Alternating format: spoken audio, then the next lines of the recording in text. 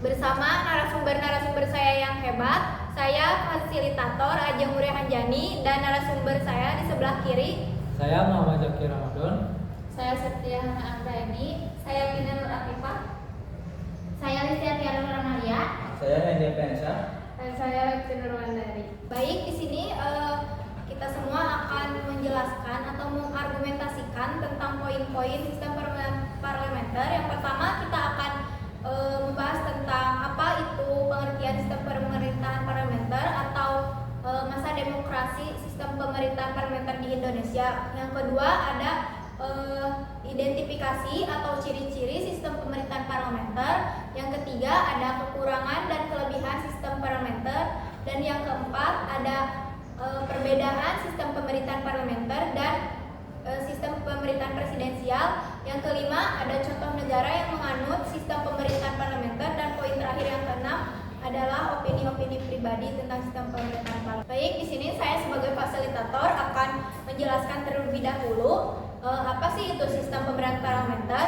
Sistem pemerintahan parlementer adalah kepala negara bisa menjadi seorang presiden atau raja, tetapi kekuasaan eksekutif sebagian besar dilakukan oleh perdana menteri atau kabinet yang bertanggung jawab kepada parlemen. Baik, Listia, menurut Anda pribadi boleh dijelaskan apa sih itu sistem pemerintahan parlementer? Menurut saya, ini adalah sistem pemerintahan di mana kepala pemerintahan atau perdana menteri yang dipilih oleh parlemen untuk berkuasa terus mempertahankan dukungan. Terima kasih atas jawaban. Baik, selanjutnya menurut Anda Yandi, bagaimana sistem pemerintahan parlementer itu? Menurut saya, pemerintahan parlementer adalah sistem pemerintahan di mana parlementer memiliki kekuasaan politik dan bertanggung jawab atas pemerintahan. Ya, baik, terima kasih jawabannya. Selanjutnya oleh Lexi Nurwandari, bagaimana sistem pemerintahan parlementer itu menurut Anda? Kalau menurut saya, parlementer adalah sistem pemerintahan di mana parlemen memainkan peran yang sangat penting dalam mengontrol pemerintah dan membuat kebijakan. Baik, terima kasih. Selanjutnya kepada Jaki, bagaimana sistem pemerintahan parlementer itu? Menurut saya, pemerintahan parlementer adalah pemerintahan yang paling luas di seluruh dunia.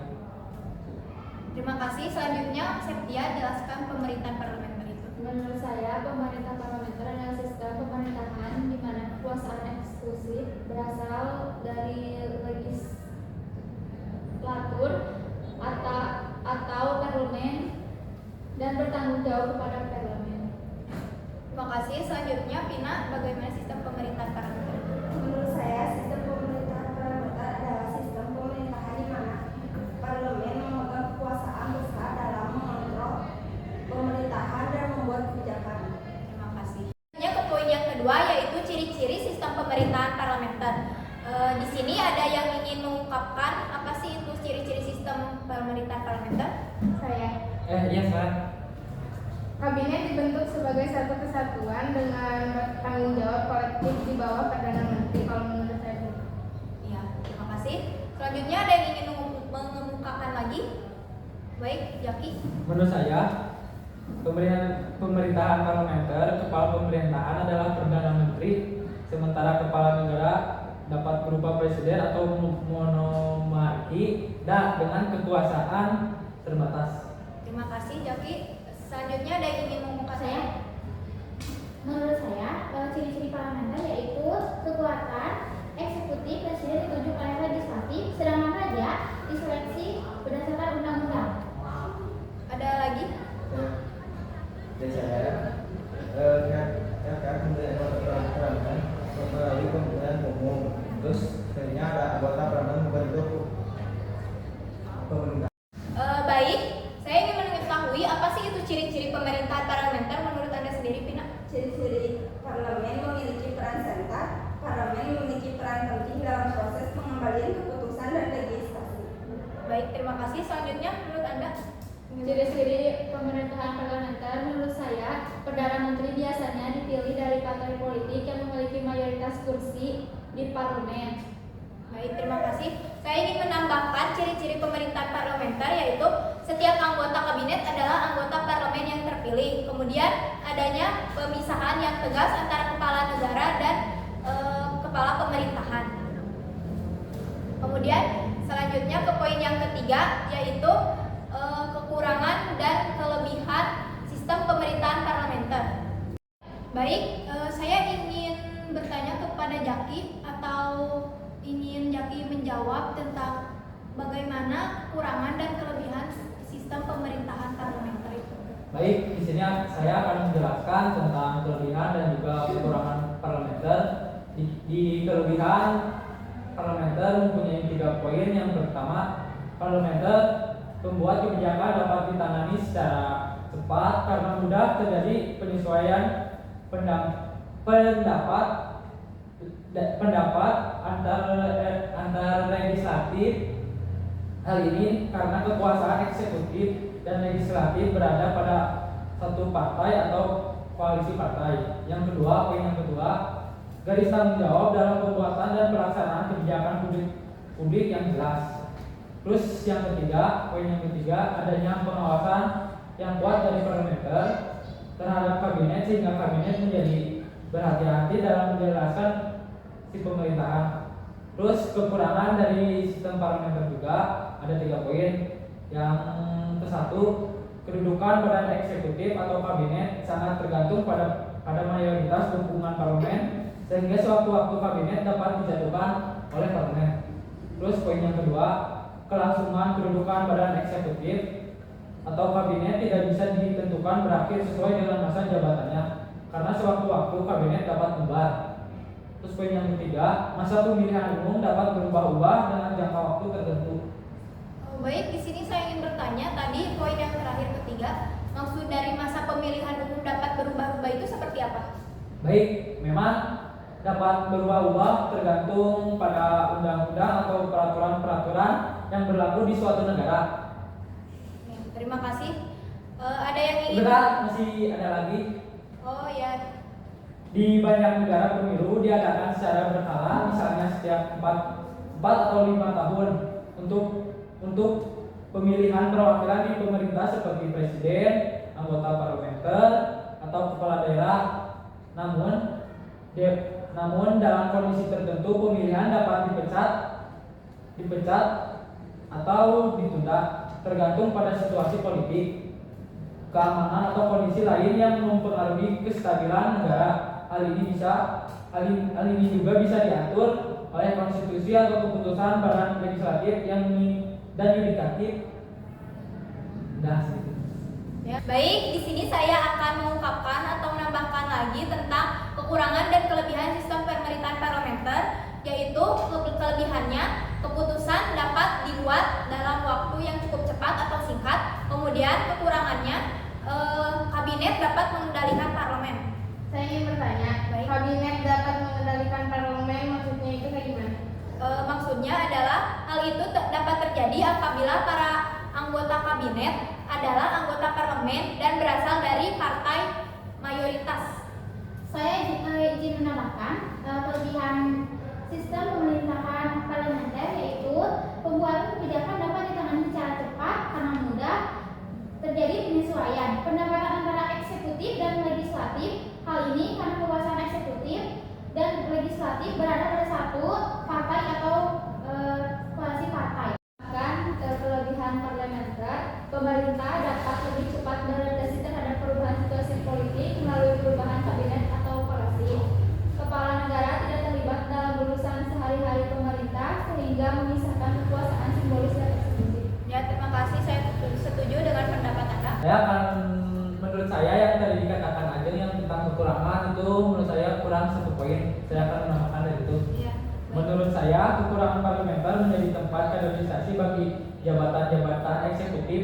Pengalaman mereka menjadi anggota parlemen dimanfaatkan dan menjadi bekal penting untuk menjadi menteri atau jabatan eksekutif lainnya. Menurut Baik. saya seperti itu. Terima kasih atas opininya.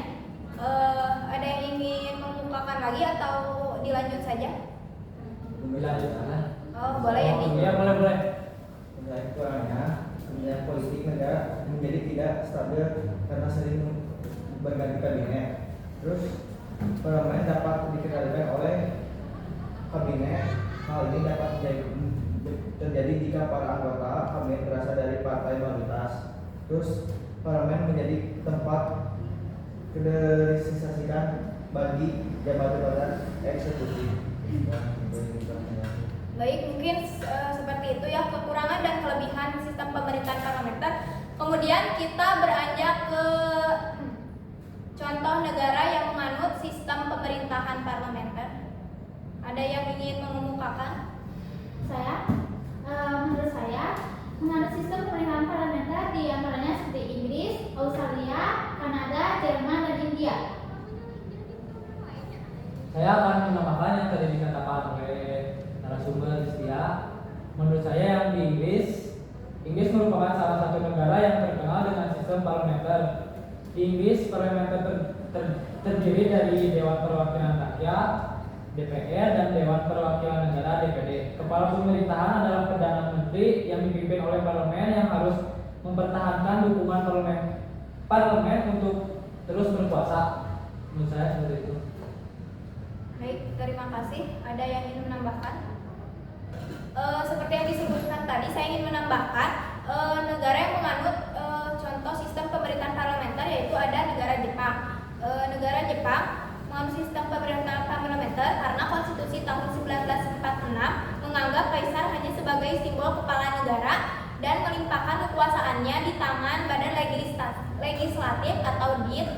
Kemudian Perdana Menteri membentuk kabinet yang anggotanya adalah anggota DIN. Kemudian ada Mahkamah Agung merupakan peradilan terakhir untuk perkara banding. Yang terakhir ada sejak tahun 1945 Jepang dan Partai Demokrat Liberal berperan sangat besar dalam pembuatan undang-undang karena selalu menang secara mayoritas di setiap pemilihan umum. Kemudian saya ingin bertanya kepada Listia, kenapa negara-negara yang tadi Anda sebutkan menganut sistem pemerintahan parlementer? Saya akan menunjukkan tentang negara Inggris. Kenapa negara Inggris menganut sistem pemerintahan parlementer?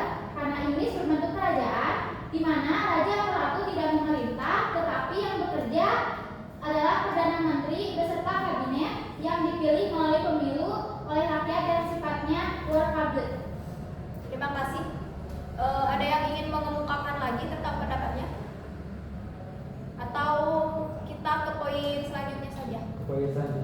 Baik, ke poin selanjutnya saja, yaitu ada perbedaan antara sistem pemerintahan parlementer dan sistem pemerintahan presidensial. Ada yang ingin mengemukakan? Saya ingin mengemukakan. Baik, silakan. Perbedaan sistem presidensial dan parlementer adalah sistem presidensial cenderung memiliki eksekutif yang lebih kuat dan terpisah dari legislatif. Sementara sistem parlementer menunjukkan integrasi yang lebih erat antara kedua cabang. Baik, saya ingin menyanggah sedikit. Menurut saya sistem presidensial dipilih secara terpisah atau dari badan legislatif. Misalnya pemilihan presiden secara langsung dipilih oleh rakyat. Tetapi sistem pemerintahan parlementer, kepala negara dapat dipilih secara tidak langsung melalui parlemen atau secara langsung bergantung pada sistem. Ada yang ingin menambahkan? Saya akan menambahkan dari yang tadi Adi bilang, dari presidensial dulu. Kalau di presidensial, presiden menjabat sebagai kepala negara sekaligus kepala pemerintahan. Kalau presidensial, kepala negara dijabat raja, sultan maupun presiden, sementara kepala pemerintahan dijabat oleh perdana menteri. Ya, baik, terima kasih. Ada yang ingin menyampaikan lagi pendapatnya? Atau dicukupkan saja? Baik, selanjutnya kita akan menjelaskan atau mengungkapkan pendapat pribadi tentang masa demokrasi parlementer di Indonesia. Masa demokrasi parlementer di Indonesia, latar belakangnya yaitu parlementer di Indonesia dikenal sebagai demokrasi liberal. Ialah jatuhnya kabinet presidensial pertama pada 14 November 1945. Jatuhnya kabinet ini disebabkan oleh keluarnya maklumat Wakil Presiden nomor 9 1945 pada 16 Oktober 1945 yang diikuti oleh maklumat pemerintah tertanggal 3 November 1945. Maklumat pemerintah tersebut berisi seruan untuk mendirikan partai politik di Indonesia, sekaligus menandai titik mulai menuju sistem politik yang lebih pluralistik dan demokratis. Kemudian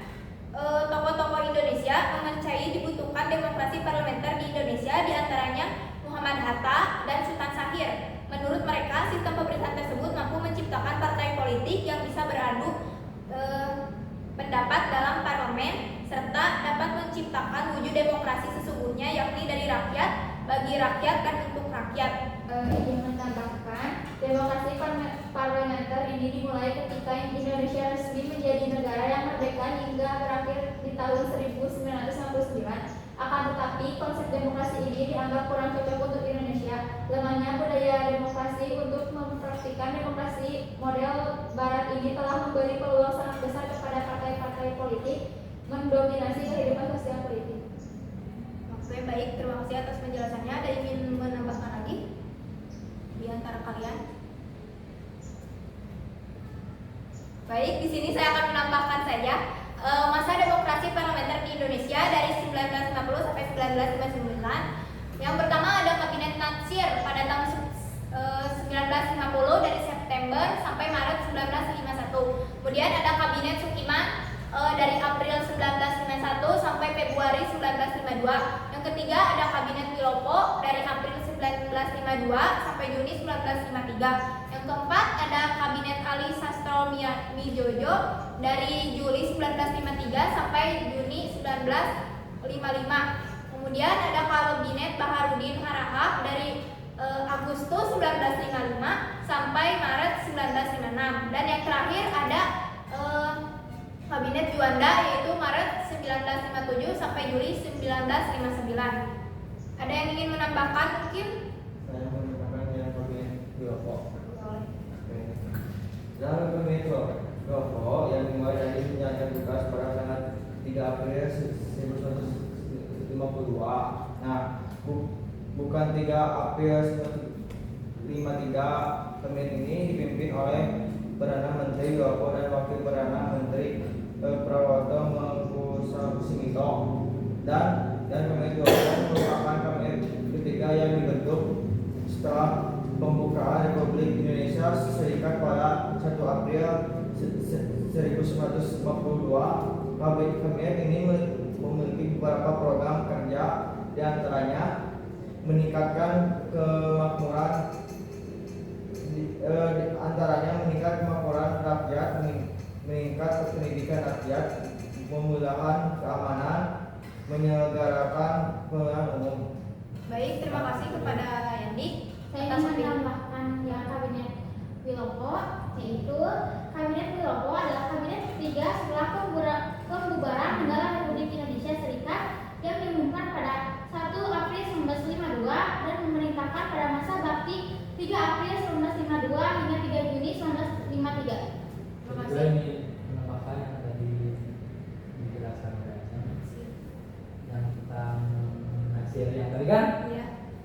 Kabinet ini juga mempunyai program utama mengembalikan Irian Barat ke pangkuan Ibu Pertiwi, namun masih gagal. Oleh karena itu dianggap gagal, muncul mosi tidak percaya dari parlemen hingga kabinet ini juga jatuh dan mengembalikan mandat kepada Presiden Soekarno.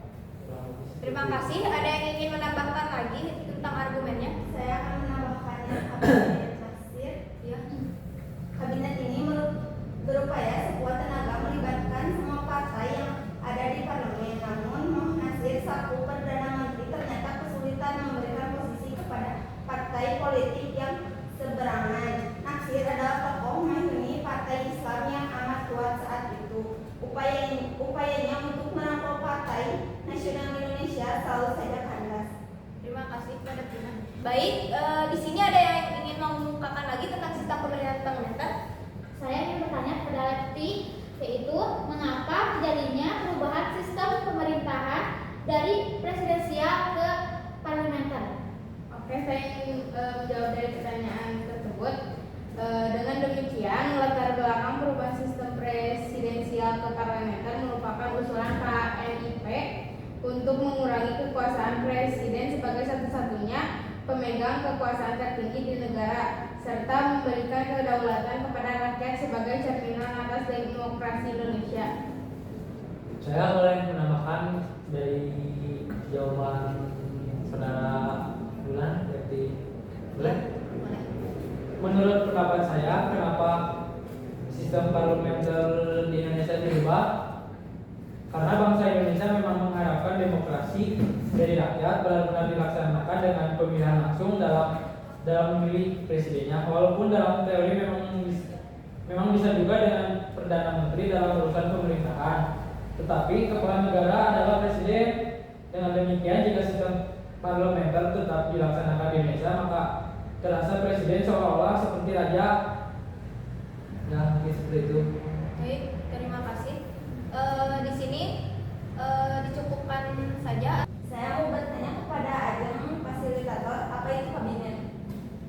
Menurut saya kabinet adalah badan eksekutif tertinggi dalam pemerintahan, terdiri dari sejumlah pejabat yang ditunjuk oleh kepala negara atau kepala pemerintahan.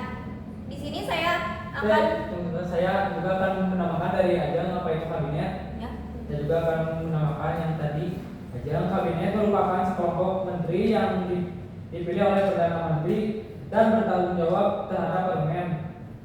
Kabinet bertanggung jawab untuk mengatur dan mengelola urusan pemerintah dan harus mempertahankan dukungan parlemen untuk terus berkuasa.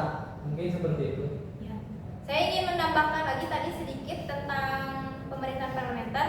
Indonesia pernah menganut pemerintahan parlementer pada awal pembentukannya. Nah, namun seiring dengan perkembangannya, sistem tersebut berubah setelah dikeluarkannya Dekret Presiden 5 Juli 1959. Terima kasih, seperti itu. Mungkin dicukupkan sampai di sini saja. Terima kasih kepada narasumber yang hebat saya di sini. Wassalamualaikum